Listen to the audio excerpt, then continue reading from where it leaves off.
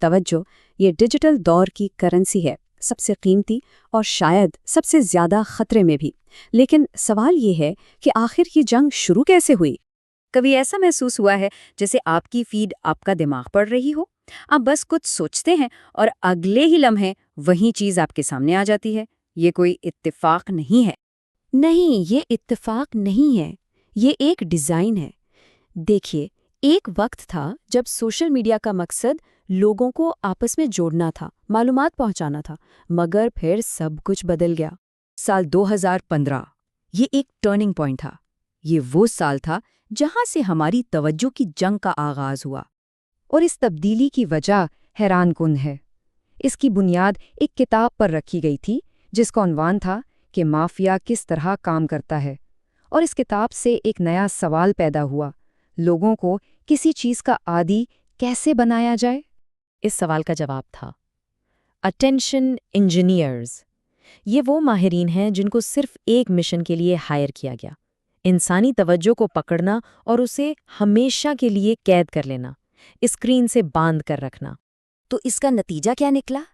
ایک سیلاب، معلومات کا ایک ایسا سیلاب جو ہر روز، ہر لمحہ ہم سب پر برستا ہے۔ سوچیے اس کے بارے میں، کبھی نہ ختم ہونے والی سکرولنگ، اے آئی سے بنی حیران کن ویڈیوز، دکھاوے کی مصنوعی خوشیاں، یہ سب مل کر ایک مستقل شور پیدا کرتے ہیں، ایک ایسا شور جس کا کوئی انت نہیں۔ تو اس شور سے بچا کیسے جائے؟ اس کا صرف ایک ہی راستہ ہے، ایک بہت طاقتور اصول: اپنی زندگی سے غیر ضروری چیزوں کو نکال دیں، انہیں ختم کر دیں۔ لیکن غیر ضروری سے مطلب کیا ہے؟ بالکل سمپل، ہر وہ چیز جو آپ کو آپ کے اصل مقصد سے ہٹائے۔ مثال کے طور پر، اگر آپ پڑھ رہے ہیں تو بیک گراؤنڈ میں چلتا ہوا ٹی وی وہ غیر ضروری ہے۔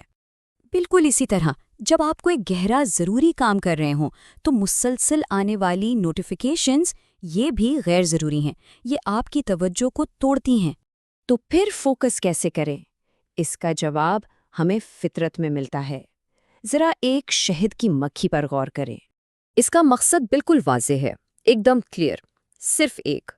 وہ شور کو نظر انداز کرتی ہے، وہ ادھر ادھر نہیں بھٹکتی، وہ سیدھا اپنے پھول کی طرف جاتی ہے اور وہاں سے رس حاصل کرتی ہے۔ دیکھا جائے تو زندگی کا بھی یہی اصول ہے، اپنے ارد گرد کے شور کو ختم کریں، اپنے اصل مقصد پر اپنی پوری توجہ مرکوز کریں اور اپنا پھول تلاش کریں۔ جب آپ غیر ضروری چیزیں ہٹا دیتے ہیں تبھی آپ کو اصل کامیابی ملتی ہے، اور اصل سکون بھی، کیونکہ یہ دونوں چیزیں صرف اور صرف توجہ میں پوشیدہ ہیں۔